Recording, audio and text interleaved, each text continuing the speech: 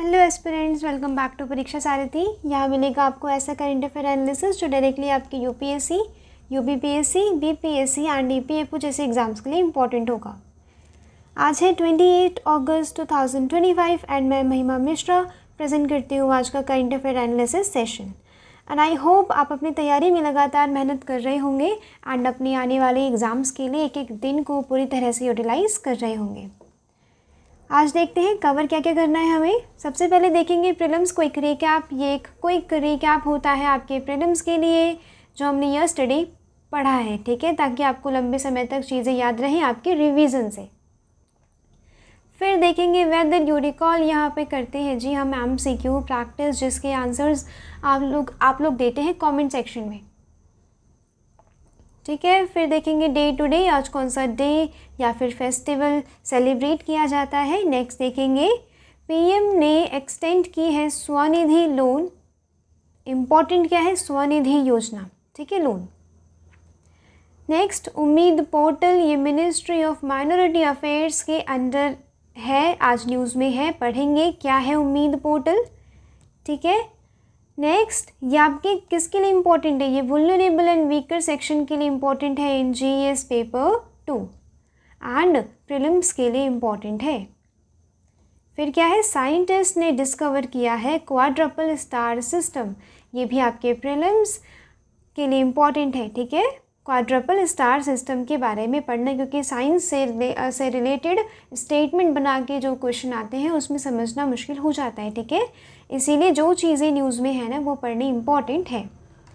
Next PM विकास scheme. PM विकास scheme का वो mention है PIB में, ज़्यादातर आज न्यूज़ PIB से ली गई है। प्रीलिम्स एंड GS पेपर 2 के लिए इम्पॉर्टेंट है।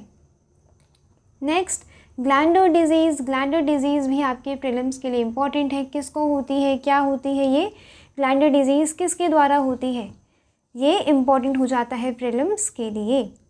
Next bio economy. Bio economy को जो बायो E3 था बताया था मैंने आपको, राइट, उसको आज 1 साल हो गए हैं, तो फिर यहाँ पे बायो इकोनॉमी पढ़ना इम्पॉर्टेंट हो जाता है जो आपके GS पेपर 3 के लिए इम्पॉर्टेंट है। इसमें साइंस एंड टेक में, ठीक है, इन्वायरमेंट में इम्पॉर्टेंट है बायो इकोनॉमी।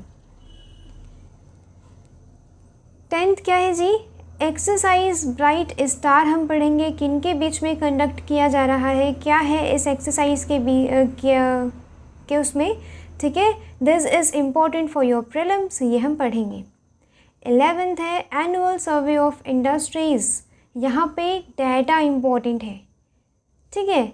डाटा आपके GS पेपर 3 एंड प्रीलिम्स में ना UPSC स्टेटमेंट बना के पूछ लेता है डाटा, ठीक है, इतना ग्रॉस वैल्यू वैलिड है इंडस्ट्रीज़ का, ठीक है, ये सब पढ़ना भी इम्पॉर्टेंट है। उसके बाद हम देखेंगे मैपिंग, उसके बाद देखेंगे वोकैब भी आपकी EPFO जैसे एग्ज़ाम्स के लिए इम्पॉर्टेंट है।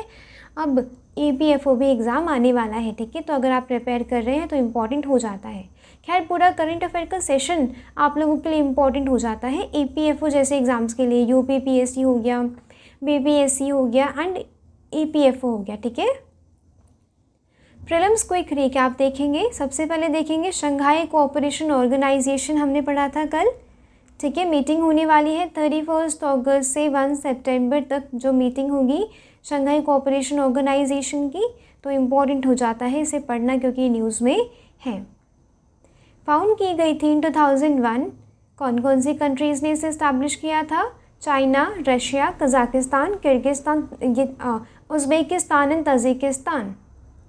अब इसके करेंटली मेंबर्स कितने हैं, बढ़ गए हैं 10 तक, ठीक है। इंडिया एंड पाकिस्तान ने ज्वाइन किया 2017 में, ईरान ने ज्वाइन किया 2023 में एंड बेलारूस ने ज्वाइन किया इन 2024। बाकी सारी वही इस्टेब्लिशिंग कंट्रीज़ है, जिन्होंने इस्टेब्लिश किया ना वही है। इन 4 मेंबर्स का आप ध्यान रखेंगे पक्का से आप ध्यान रखेंगे कि कौन कौन सी मेंबर्स कंट्रीज़ ज्वाइंड है, राइट, इस्टेब्लिशिंग नहीं, ज्वाइंड है जो, उन्हें भी याद करना इम्पॉर्टेंट है। इंडिया, पाकिस्तान, ईरान और बेलारूस तो अभी रिसेंटली ज्वाइन हुआ है, ठीक है, तो वो तो ये चीज़ें याद रखेंगे। अब ये क्या करता है, ये कवर करता है 24% ऑफ वर्ल्ड्स लैंड एरिया। यहाँ पे देखिए बड़ी बड़ी कंट्रीज़ है, रशिया है, चाइना है, इंडिया है, right. 42% of global population India and China. कितनी first and second largest population है वर्ल्ड की, ठीक है। तो 42% ऑफ ग्लोबल पॉपुलेशन कॉन्स्टिट्यूट करता है, ठीक है। स्टेटमेंट में बना के पूछ लिया जाएगा तो कंफ्यूज नहीं होंगे। फिर हमने पढ़ा था कोलिजियम सिस्टम के बारे में। आजकल सुप्रीम कोर्ट के जजेस को अपॉइंट करने की बात की जा रही है, न्यूज़ में है, तो इम्पॉर्टेंट है पढ़ना कोलिजियम सिस्टम। कोलिजियम सिस्टम क्या है, बेसिकली एक मैकेनिज्म है for appointment and transfer of जजेस in the Supreme Court and the High Court, ठीक है। High Court and Supreme Court में जितने भी जजेस हैं उनके अपॉइंटमेंट एंड ट्रांसफ़र के लिए काम करता है कोलिजियम सिस्टम। ये हमारे संविधान में मेंशन नहीं है, ये चीज़ ध्यान रखेंगे। यूपीएससी क्या है, स्टेटमेंट में पूछता है this is mentioned in our constitution, collegium system in this article mentioned, right. For example वो लोग क्या पूछ सकते हैं क्वेश्चन में स्टेटमेंट बना के कि under article 124(2) collegium system has been mentioned in the constitution. ऐसे करके स्टेटमेंट बना के पूछ लेंगे तो आपको कंफ्यूज नहीं होना है। आपको जो पढ़ा है उस पर दृढ़ निश्चय रखना है, भरोसा रखना है, ठीक है। एंड ऑप्शन में लगाना है कि ये मेंशन नहीं है कॉन्स्टिट्यूशन में, ठीक है जी। Evolve through the Supreme court judgements, आपने लक्ष्मीकांत में पढ़ा होगा, फर्स्ट जजेस केस, सेकंड जजेस केस एंड थर्ड जजेस केस। थर्ड जजेस केस में इवॉल्व हो गया था कोलिजियम सिस्टम। इसमें क्या है, सुप्रीम कोर्ट का कोलिजियम क्या होता है, chief justice of India plus 4 senior most जजेस होते हैं जो रिकमेंड करते हैं अपॉइंटमेंट्स। वहीं हाई कोर्ट में क्या है, चीफ जस्टिस है, chief justice of high Court, ठीक है जी। एंड 2 सीनियर मोस्ट जजेस of high court make recommendations. अब जो रिकमेंड करके जो नाम है वो एक्चुअली में लॉ मिनिस्ट्री को दिया जाता है, देन प्रेसिडेंट को दिया जाता है। एंड एग्जीक्यूटिव यानी कि जो सरकार है वो सिर्फ एक बार ऑब्जेक्शन रेज कर सकती है। अगर ऑब्जेक्शन रेज करेगी तो क्या होगा, फिर से रिव्यू किया जाएगा जिनके नाम रिकमेंड किए जा रहे हैं, ठीक है, फिर से रिव्यू किया जाएगा। बट ये है कि वो ऑब्जेक्शन सिर्फ एक बार रेज कर सकती है एग्जीक्यूटिव। आर्टिकल 124(2) किससे डील करता है, अपॉइंटमेंट ऑफ जजेस ऑफ सुप्रीम कोर्ट। ध्यान रखिएगा कोलिजियम का मेंशन नहीं है। अपॉइंटमेंट ऑफ जजेस ऑफ सुप्रीम कोर्ट। वहीं 217 किससे डील करता है, हाई कोर्ट, अपॉइंटमेंट ऑफ जजेस इन हाई कोर्ट, ठीक है जी। एंड ये कोलिजियम सिस्टम जो है ये सुप्रीम कोर्ट के जजमेंट से इवॉल्व हुआ है, कॉन्स्टिट्यूशन में मेंशन नहीं है। आयुर्वेदा डे देखेंगे जी। आयुर्वेदा डे मनाने के लिए एक दिन स्पेसिफाई कर दिया गया है 23 सितंबर। अभी तक आयुर्वेदा डे कब मनाया जाता था, दिवाली से पहले जो धनतेरस होती है ना, तो धन्वंतरी का बर्थडे माना जाता है। वो धन्वंतरी कहते हैं ना, गॉड ऑफ आयुर्वेदा, राइट, उनका बर्थडे माना जाता था, तभी मनाया जाता था। बट अब इस साल क्या हुआ, यहाँ पे एक डेट फिक्स कर दी गई कि 23 सितंबर को हम मनाएंगे नेशनल आयुर्वेदा डे। ये 2025 की थीम क्या है इस बार, Ayurveda for people and planet. Theme याद रखेंगे, स्टेटमेंट में पूछ लिए जाते हैं। एंड यूपीएससी ने तो 2025 में क्या किया, डेज एंड क्या वो क्यों मनाया जाता है, ठीक है, क्या सेलिब्रेट होता है उस दिन, ये चीज़ें सीधे सीधे पूछ ली मैच द फॉलोइंग में, राइट। तो ये चीज़ें ध्यान रखेंगे, डेज वगैरह पढ़ते रहेंगे, डेज हो गई, थीम हो गई, ठीक है। फिर ऑपरेशन रेनबो क्यों कंडक्ट किया जा रहा है, टू काउंटर ड्रग स्मगलिंग। फिर national highway authority of India ने लॉन्च किया है प्रोजेक्ट आरोहण। आरोहण में क्या है, जो टोल प्लाज़ा एम्प्लॉयज़ होते हैं ना, आपने देखा होगा जब NHIA वो जब हम किसी नेशनल हाईवे में जाते हैं तो एक टोल आता है, राइट, टोल कलेक्शन होता है जो फास्टैग के थ्रू टोल लेते हैं। तो उनमें जो एम्प्लॉयज़ काम कर रहे हैं ना, उनके बच्चों की शिक्षा को सपोर्ट करेगा project Arohan, national highway authority of India. ठीक है, next INS Udaygiri and INS Himgiri के बारे में पढ़ा था। ये 2 मल्टी मिशन स्टील फ्रिगेट्स है, each equipped with BrahMos missile. BrahMos missile INS Udaygiri Himgiri बहुत न्यूज़ में है आजकल, काफ़ी टाइम से पढ़ा रही हूँ आपको। ठीक है, ये एक state of the art under project 17A है। फिर क्या पढ़ा था हमने, US confirm first case of screw worms. Screw worms बताया था, कहीं पे ओपन बाउंड हो तो ये वहाँ पे एग्स ले करती है। ठीक है, एंड वो फिर लार्वा बन जाते हैं एंड वो फीड करते हैं, जहाँ पे ओपन बाउंड में जो भी फ्लैश है ना, जो भी मांस है वहाँ का, वहाँ पे फीड करते हैं एंड ये इन्फेक्शन फैला देते हैं पूरी बॉडी में। ठीक है, कभी कभी तो ब्रेन तक भी। वैसे ये रेयरली इन ह्यूमन से, बट US में पहला केस इसका मिला है। किसका? स्क्रू वॉर्म का। ये कहाँ पे कौन सी कंट्रीज़ तक सीमित थी ये पहले? South American and Caribbean countries तक ये सीमित थी। वेदर यू रिकॉल देखते हैं, आपको कुछ रिकॉल है कि नहीं, मुझे क्वेश्चन आप सॉल्व करके बताइए जल्दी से कमेंट सेक्शन में। With reference to the Shanghai cooperation organisation, बताइए जी, स्टैब्लिश की गई थी इन 2001 बाय दीज 6 कंट्रीज़।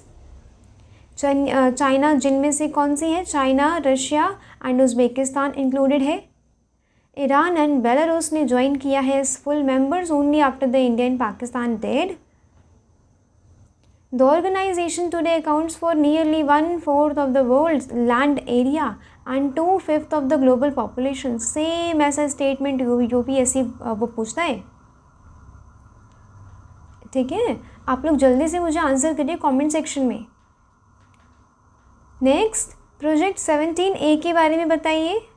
ये क्या है? न्यूक्लियर पावर्ड सबमरीन को डेवलप करने का प्रोग्राम है।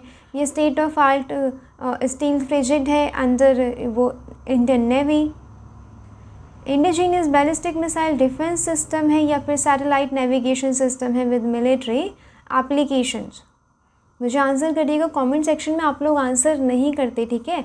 MCQ प्रैक्टिस करने से आप ही की प्रैक्टिस होगी, आप ही को कॉन्फिडेंस आएगा कि हाँ आपने जो पढ़ा है वो आपको याद है। ठीक है, नेक्स्ट डे टुडे देखते हैं। आज कौन सा डे सेलिब्रेट किया जा रहा है? आज major national day in India is Nuakhai. Nuakhai वो नव खाना भी कहते हैं इसे, right? A significant harvest festival है predominantly celebrated in western Odisha, parts of Chhattisgarh and Jharkhand. ठीक है, आज नोआखाई मनाया जा रहा है। नेक्स्ट, पहली न्यूज़ से कवर करते हैं, स्टार्ट करते हैं। Cabinet extend PM Svanidhi for street vendors enhances loan amount.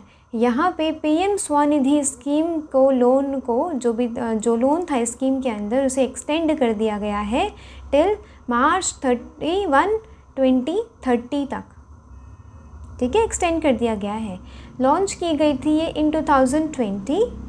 ये एक इकोनॉमिक पैकेज है during pandemic and lockdown. Pandemic and lockdown की वजह से जो भी स्ट्रीट वेंडर्स को नुकसान हुआ था, क्योंकि लॉकडाउन हो गया था ना, बाहर नहीं आ रहा तो कोई, तो स्ट्रीट वेंडर्स भी नहीं थे, उन्हें जो नुकसान हुआ उन्हें क्वेश्चन देने के लिए, उन्हें सपोर्ट करने के लिए लॉन्च किया गया PM स्वनिधि। अब इसे एक्सटेंड कर दिया गया है 31 दिसंबर 2024 से कब तक? March 31, 2030। याद रखेंगे। अब यहाँ पे इम्पॉर्टेंट हो जाता है हमारे लिए PM स्वनिधि स्कीम को पढ़ना। लॉन्च की गई थी, आप ये डेट भी याद रखेंगे, स्टेट PCS में पूछी जाती हैं डेट्स स्कीम की। ठीक है, और ये भी इतनी बड़ी स्कीम है एंड न्यूज़ में काफ़ी रहती है PM Svanidhi. Ministry of housing and urban affairs ने लॉन्च किया है स्ट्रीट वेंडर्स के लिए PM स्वनिधि। उन लोगों के लिए जो इफ़ेक्ट हो गए थे 2020 के दौरान COVID-19 पैंडमिक से। ये एक सेंट्रल सेक्टर स्कीम है aimed at providing affordable collateral free working capital loan देंगे। कोलेट्रल फ्री है, ठीक है। स्कीम ऑफर इनिशियल जो ये स्कीम है ये क्या करती है, पहले 10,000 देगी, बट अगर लोन सही टाइम पे चुका दिया गया तो 20,000 से 50,000 तक लोन को बढ़ाया जा सकता है, अगर टाइम पे इसके जो भी सबवेंशंस होते हैं ना वो दिए गए, जो भी इंस्टॉलमेंट्स होती हैं वो दी गई तो। The scheme provides formalization and digital financial inclusion of street vendors. किसके द्वारा इम्प्लीमेंट किया जा रहा है, small industries development bank of India SIDBI के द्वारा ये इम्प्लीमेंट किया जा रहा है PM Svanidhi. Next, US department of agriculture ने वेलकम किया है गवर्नमेंट का decision to remove import duty on cotton. अब यहाँ पे इंडिया ने ये डिसीजन लिया है कि जो यूएस से आ रहे कॉटन है, इंडिया में जो भी यूएस से आ रहे हाई क्वालिटी कॉटन है उस पे हम 11% की जो इम्पोर्ट ड्यूटी लगाते थे वो अब ख़त्म कर रहे हैं, रिमूव कर रहे हैं। वहाँ देखिए यूएस टैरिफ पे टैरिफ लगाया जा रहा है और हमारी सरकार जो इम्पोर्ट ड्यूटी लगाती थी उसे हटा दिया। क्यों हटाया, आगे देखते हैं। The duty-free imports is expected to increase the US cotton bookings and ये हमारे इंडिया की टेक्सटाइल एंड गारमेंट इंडस्ट्री को सपोर्ट करेगा क्योंकि यूएस से हाई क्वालिटी कॉटन आते हैं, ठीक है। उन इंडस्ट्रीज़ को सपोर्ट करेगा जो अभी हाई चैलेंज फेस कर रही है यूएस के हायर टैरिफ से। 50% कल से लागू हुआ है, ठीक है। And rising domestic fibre cost. Finance ministry ने कहा है कि 11% जो टैरिफ था कॉटन के इंपोर्ट में फ्रॉम द यूएस, यानी कि यूएस की तरफ से आ रहे कॉटन पे जो 11% का टैरिफ था उसे रिमूव कर दिया गया है। कौन सी है जी, 5% basic custom duty, 5% agricultural infrastructure and development cess and 1% surcharge, ठीक है। इन सबको रिमूव कर दिया गया है। वैसे ये एग्जाम्पशन क्या है, टेम्प्ररी है, अगस्त 19 टू सितंबर 30 तक रहेगी, ठीक है जी। एंड वहाँ पे यूएस के डिपार्टमेंट ने इस चीज़ की तारीफ़ की है। अब यहाँ पे क्या हुआ, जब से ये जो यूएस ने टैरिफ लगाए हैं, हमारा कंपटीशन विद दीज कंट्रीज़ कौन कौन सी, बांग्लादेश, इंडोनेशिया, कंबोडिया, वियतनाम, जो कम टैरिफ फेस कर रही हैं उनसे कंपटीशन ज़्यादा बढ़ गया है, ठीक है।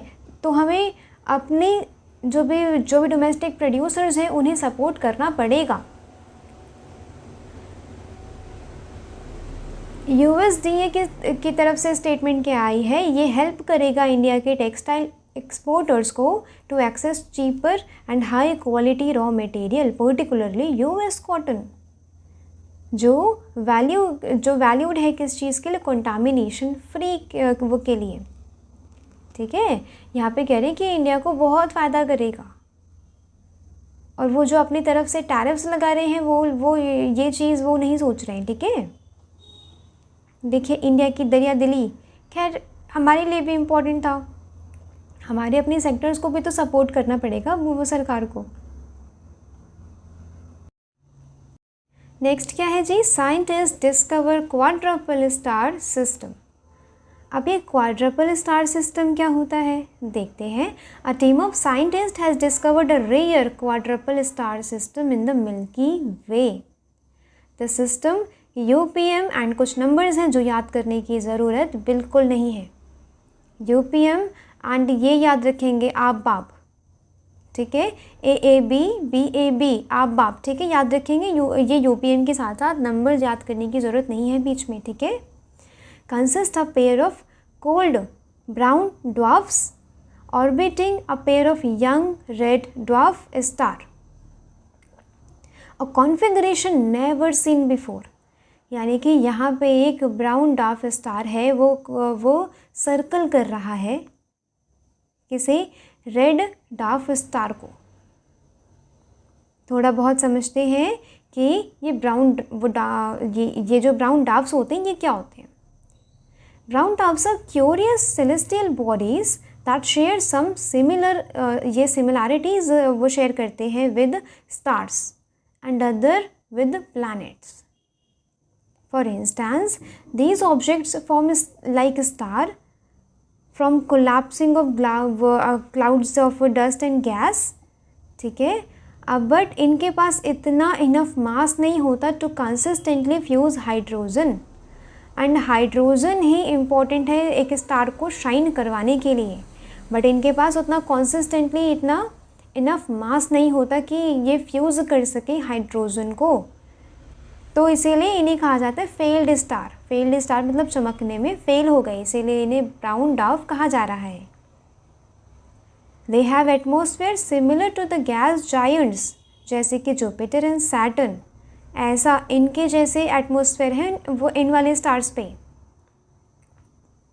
ठीक है. इनके एटमॉस्फेयर में कंसिस्ट करते हैं clouds and molecules of H2O. Brown dwarfs can be difficult to detect as they are cold and faint होते हैं. ठीक है. कोल्ड होते हैं, दिखने में डिटेक्ट नहीं होते जल्दी. एस्ट्रोनॉमर्स वो typically search for brown drafts orbiting companion stars which often burn brighter. जब कोई एक स्टार बहुत ही तेज़ चमकता है, ठीक है, उससे जब ये सर्कल करते हुए दिख जाते हैं तब ये कैप्चर किए जाते हैं. ठीक है. वरना ये कैप्चर नहीं किए जा सकते. अब यहाँ पे क्या है, यहाँ पे फिर लास्ट में बताया गया है कि ये एस्ट्रोनॉमर्स को हेल्प करेगा for better understand the conditions. जिस कंडीशंस पे जो कंडीशंस ज़रूरी हैं स्टार्स एंड प्लैनेट्स बनने के लिए, उन्हें समझने के लिए ये डिस्कवरी इम्पॉर्टेंट है. ठीक है जी. और ज़्यादा नहीं पढ़ना, बस ऊपर ऊपर से पढ़ना है. ठीक है. हमें एस्ट्रोनॉमर ही नहीं बन जाना. Next, ministry of minority affairs launches additional module on the उम्मीद पोर्टल. अब भैया उम्मीद पोर्टल क्या है? उम्मीद portal basically launched by ministry of minority affairs. ये किसके लिए है? वक्फ जो एडमिनिस्ट्रेशन होता है उसे मोर पीपल सेंट्रिक बनाने के लिए, ट्रांसपेरेंट एंड डिजिटली इनेबल्ड बनाने के लिए. These features collectively ensures transparency, efficiency. GS paper 2 में अगर क्वेश्चन आता है माइनॉरिटीज़ के लिए तो आप उम्मीद पोर्टल के बारे में लिखेंगे. ठीक है. एंड लिखेंगे कि एडमिनिस्ट्रेशन, जो भी वक्फ का जो एडमिनिस्ट्रेशन है उसे पीपल सेंट्रिक बनाने के लिए लाया गया है, ट्रांसपेरेंट एंड डिजिटली इनेबल्ड बनाने के लिए लेके आया गया है. जो भी फाइनेंशियल सपोर्ट मिल रहा है ना वक्फ को, उसकी अकाउंटेबिलिटी, ट्रांसपेरेंसी, एफिशिएंसी, ठीक है, ये सब लाने के लिए लाया गया Umeed portal. Next, ministry of minority affairs and ICAR CMFRI to sign skill training and women entrepreneurship development project under Vikas PM Vikas scheme. Minority affairs PM Vikas scheme पढ़ेंगे क्या है ये. ठीक है. प्रधानमंत्री फुल फॉर्म क्या है? विरासत का संवर्धन. विरासत का संवर्धन स्कीम है ये PM विकास. ठीक है. ये MOU कहाँ पे साइन हुआ है? Animation centre, Kovalam, Thiruvananthapuram, Kerala. अब PM विकास स्कीम क्या है? अभी हमने ऊपर इसकी फुल फॉर्म पढ़ी, PM संवर्धन, विरासत एवं संवर्धन. ठीक है. मिनिस्ट्री ऑफ माइनॉरिटी अफेयर्स के अंडर लॉन्च किया गया है. ये एक सेंट्रल सेक्टर स्कीम है जो प्रोवाइड करेगी skill development, leadership training and entrepreneurship to minorities and artisan communities all over India. ठीक है.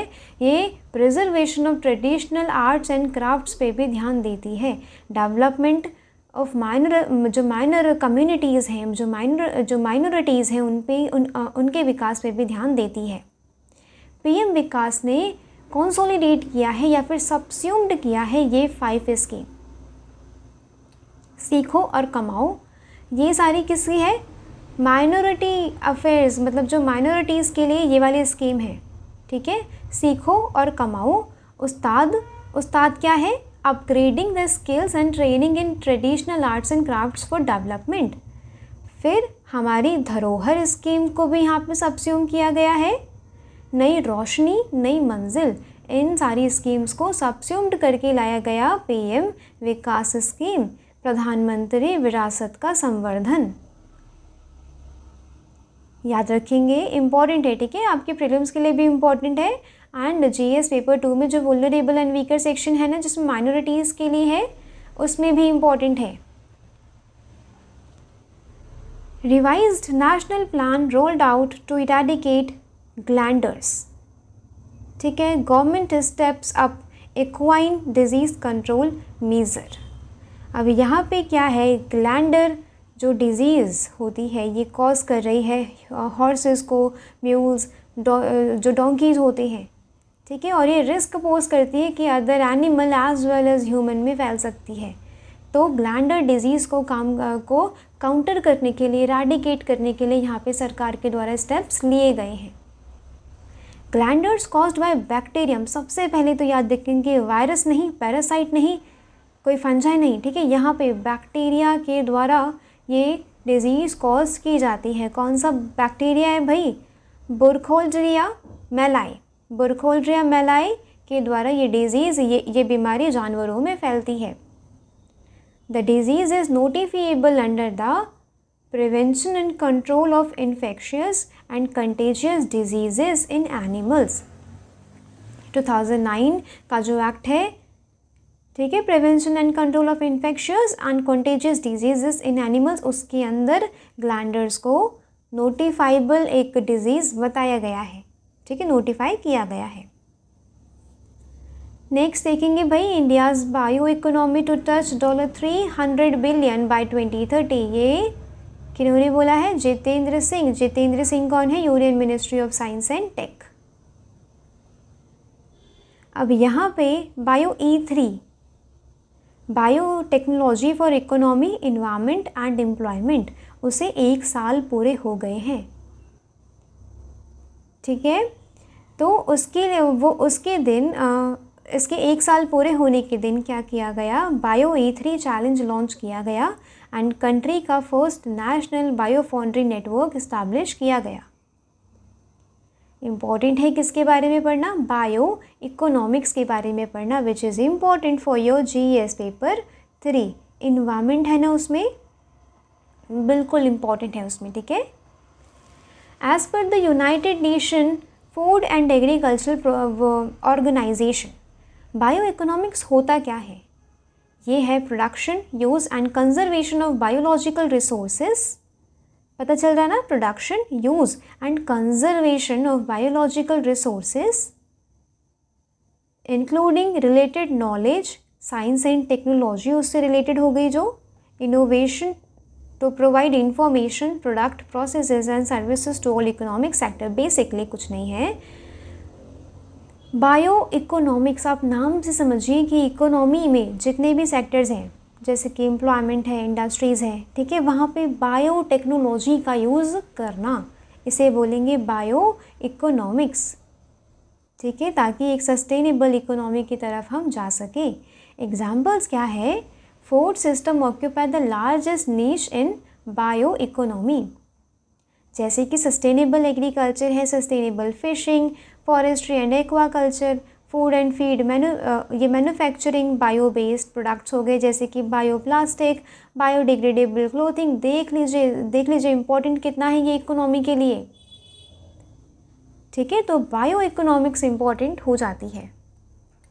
इससे इंटरव्यू में भी क्वेश्चन आ सकता है, ठीक है, कि बायो इकोनॉमिक्स रिसेंटली न्यूज़ में थी, तो आप बताइए कि कितनी वैल्यू है इसकी, कितने डॉलर हम इसकी वैल्यू रखते हैं अभी, एंड ये कैसे हमारी इकोनॉमिक्स को सस्टेनेबल, हमारी इकोनॉमी को सस्टेनेबल बनाने के लिए काम आ रही है। Bio economy aims to drive both sustainable development and ये सर्कुलरिटी मैंने आपको सर्कुलर इकोनॉमी में पढ़ाया था कि रीयूज़, रिपेयर एंड रीसाइकिल ये फंडामेंटल पार्ट है बायो इकोनॉमी का, ठीक है। यानी कि bio economy bio economy and this is circular economy. तो बायो इकोनॉमी में फंडामेंटल पार्ट क्या है, सर्कुलरिटी भी है। बात समझ आ रही है। Next, bio industry, as this sector has got fillip from prime minister vision of Atmanirbhar Bharat and India becoming energy independent by 2047। Bio industry को अगर हम ग्राउंड लेवल पे इम्प्लीमेंट करते हैं, बहुत इसे अगर सक्सेसफुल मिलती है, तो क्या ये आत्मनिर्भर भारत का जो विज़न है हमारे पीएम का, ठीक है, and India becoming energy independent, energy के मामले में हम आत्मनिर्भर बन जाएं बाय 2047, ये वाला जो विज़न है उसे फुलफिल करेगा। फिर क्या है, national mission on bio economy. ये क्या है, amid attempts to boost rural economy by using bio resources.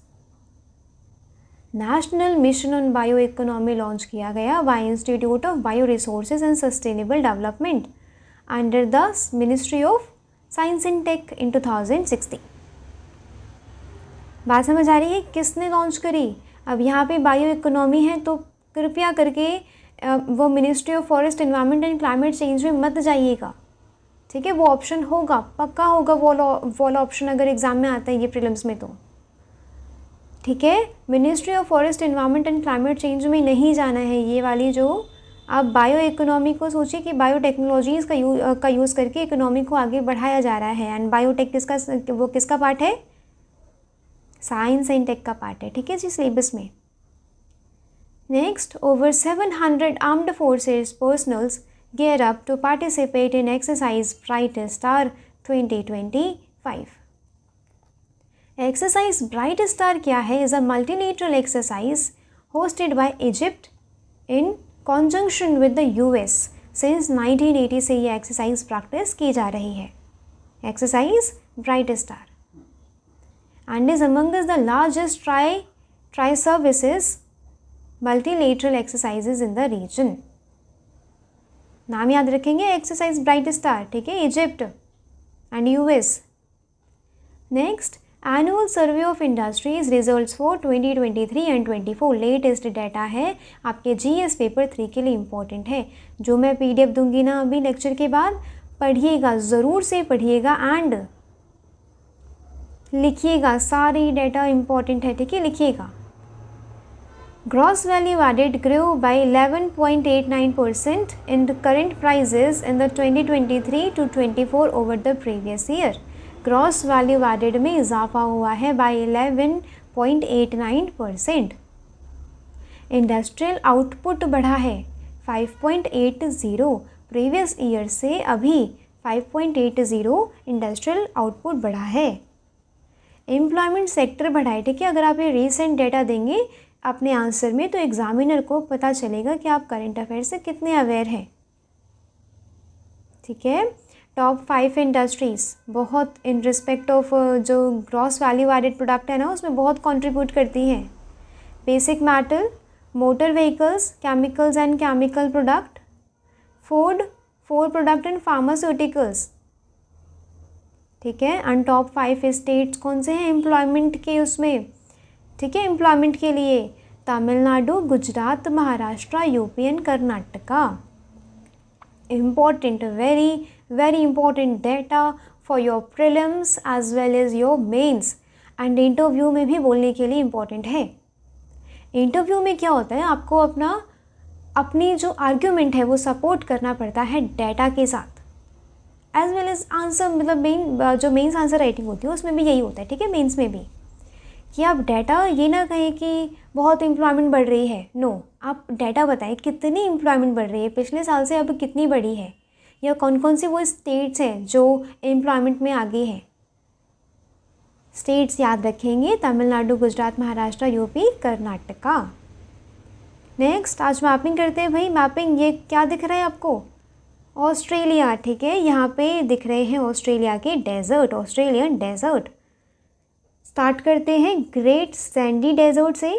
This is Great Sandy Desert, Tanami Desert. इनकी नॉर्थ साउथ लोकेशन आप लोग याद रखेंगे, ईस्ट वेस्ट लोकेशन याद रखेंगे, ठीक है। ऑप्शन में क्या हो सकते हैं क्वेश्चन में, ईस्ट, ये नॉर्थ टू साउथ लगाइए, Tanami, Gibson and Great Victoria Desert. ठीक है, आपको ये लोकेशन पता होनी चाहिए। देखिए, Great Sandy, Tanami, Little Sandy वो desert, Gibson Desert, Simpson Desert, Great Victorian Desert. यहाँ पे स्टुअर्ट स्टानी है डेजर्ट। ठीक है, थोड़ी बहुत ही डेजर्ट आप लोग याद रखेंगे। See, this is desert of Australia. याद रखेंगे location, Tanami, Gibson, Great Victoria, Great Sandy. ठीक है, सिम्पसन, स्टुअर्ट, ये तेरारी डेजर्ट है, याद रखेंगे। ठीक है, इसीलिए मैं डेली मैपिंग का सिर्फ एक टॉपिक लेके आती हूँ ताकि आप पे बर्डन ना रहे, डेली रहे ना लास्ट में रहे। डेली एक एक टॉपिक ही तो करना होता है आपको मैपिंग का। कंसिस्टेंसी से करेंगे तो आपसे मैपिंग का क्वेश्चन नहीं छूटेगा। ठीक है, एग्ज़ाम में मैपिंग का क्वेश्चन बेसिकली क्या होता है, वो काफ़ी फैक्चुअल होता है। ठीक है, या तो करो या तो छोड़ दो। कर रहे हो तो नेगेटिव के वो चांसेस ज़्यादा रहते हैं अगर आप श्योर नहीं हैं तो, राइट, वरना छोड़ना पड़ता है। तो इसीलिए मैपिंग का मैं बस एक टॉपिक लेके आती हूँ ताकि आपको डेली थोड़ा थोड़ा पढ़ाते रहूँ। मैपिंग भी वो इम्पॉर्टेंट है ना, इसीलिए। नेक्स्ट वो कैब क्या है भाई आज का वो कैब है डेंट। डेंट मतलब क्या होता है, घटाना, किसी चीज़ को कम करना, डिमिनिश करना, रिड्यूस करना या फिर लेसन करना। ठीक है, और वहीं इसका विलोम क्या है, बढ़ाना, इंक्रीज करना। ठीक है, एग्जाम्पल सेंटेंस क्या है, दिस नेदर डेटर्ड हिम और नॉर डेंट, यानी कि इसने उसे ना ही डेटर किया, ना ही कम किया, ना ही डेंट किया, ना ही घटाया। Thank you so much for watching till here. I really appreciate you कि आपने वीडियो यहाँ तक देखी है। आपने कुछ वैल्यू एडिशन आज की वीडियो से गेन किया है। हमें वही चीज़ करनी है जो एवरेज एस्पिरेंट छोड़ दिया करते हैं न्यूज़पेपर को स्क्रॉल करते टाइम या करंट अफेयर को पढ़ते टाइम। हमें वही चीज़ें इम्पॉर्टेंट बनानी है एंड वही चीज़ें इम्पॉर्टेंट होती हैं जिसे टॉपर्स छोड़ते नहीं हैं बिल्कुल भी। उन्हें बिल्कुल आलस नहीं होता। ठीक है, कुछ मिल रहा है, काम का है, रख लो। अपने जीएस पेपर्स में, ऐसे में कैसे यूटिलाइज होगा, इंटरव्यू में कैसे बोलेंगे, दिस इज़ इम्पॉर्टेंट।